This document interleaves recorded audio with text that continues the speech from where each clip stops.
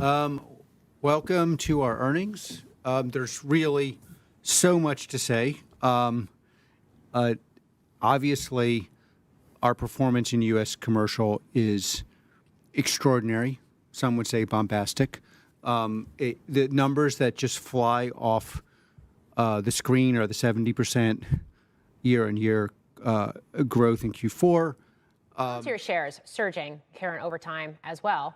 Joining us now is Gil Luria, D.A. Davidson Senior Research Analyst. Gil, want to get your thoughts on what we just got here from Palantir, because particularly on the U.S. commercial side, just trouncing expectations with very strong commentary, and it looks like outlook for 2024 with that growth expected to continue accelerating. Your thoughts?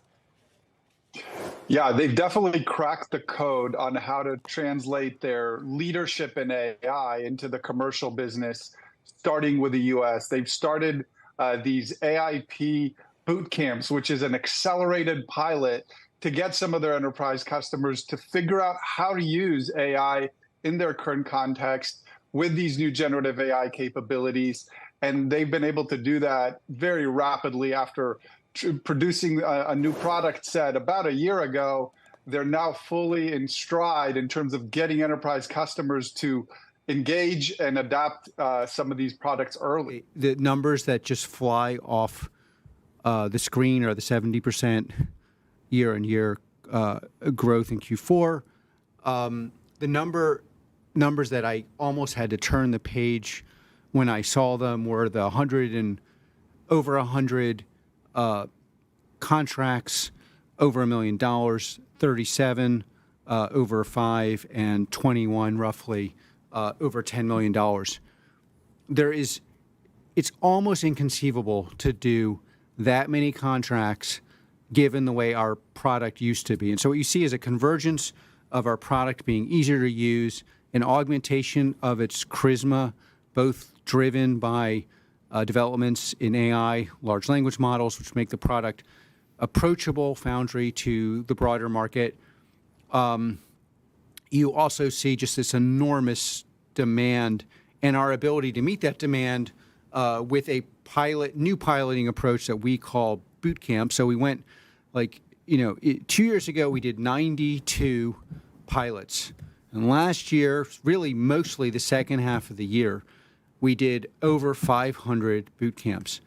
I go around the country now telling CEOs, CTOs, and really whoever has $1 million to buy our product and transform their enterprise, take everything you've done in AI since you started, put your best people on it, and we're going to show up at any time you want, and we're going to run your data at a boot camp for 10 hours.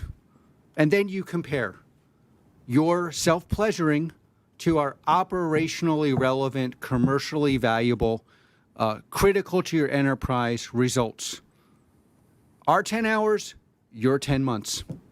Any products you want, any vendor you want, any hyperscaler you want, you pick them, we'll show up. The reaction to this, because what America has obviously realized is this is real.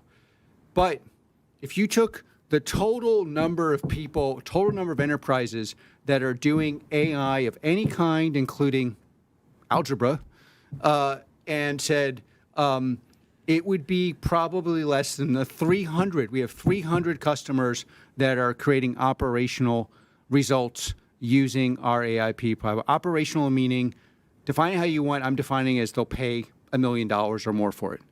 So it's real. And we're doing this at a scale and pace that is inconceivable for Palantir up until recently. So you have number after number after number, interface after interface. There are some caveats. Europe has decided that they are not going to engage in this revolution. There are other caveats. for our society. I don't want to spend too much time on that, but the winners are going to win more. Yeah, I wonder what your thoughts are on the fact that we now have a company that, from a GAAP earnings perspective, has been profitable for 5 quarters. They're growing their free cash flow and particularly based on the forecast we have for 2024. And we did get commentary from executives, including Alex Karp, the CEO over there, that basically they're able to do more with less as they take these generative AI and software capabilities that they're offering to commercial and government customers, and they're applying them internally as well. How does that play out in terms of the cost savings and what that does for the profitability of this company? Yeah, that is a very interesting aspect of adopting AI. This is a company that's led in the application of machine learning for more than 20 years. It's just a year ago that they started incorporating generative AI capabilities. Not only did they produce an external-facing product set for enterprise customers, as we just discussed, they're also using those tools internally, and they've embraced that internally. At the same time, they did what a lot of technology companies did last year, which is start reducing headcount while they were growing by taking it out of places where growth no longer existed and refocusing it on places where growth was emerging, mostly around generative AI. Now, I think, Gil, that I heard that Alex Karp, the CEO, told Morgan that the commercial momentum they were experiencing is going to help their government business. You pointed out that government business growth has been lower recently. Does that make sense to you? You have questions about that? It will take longer.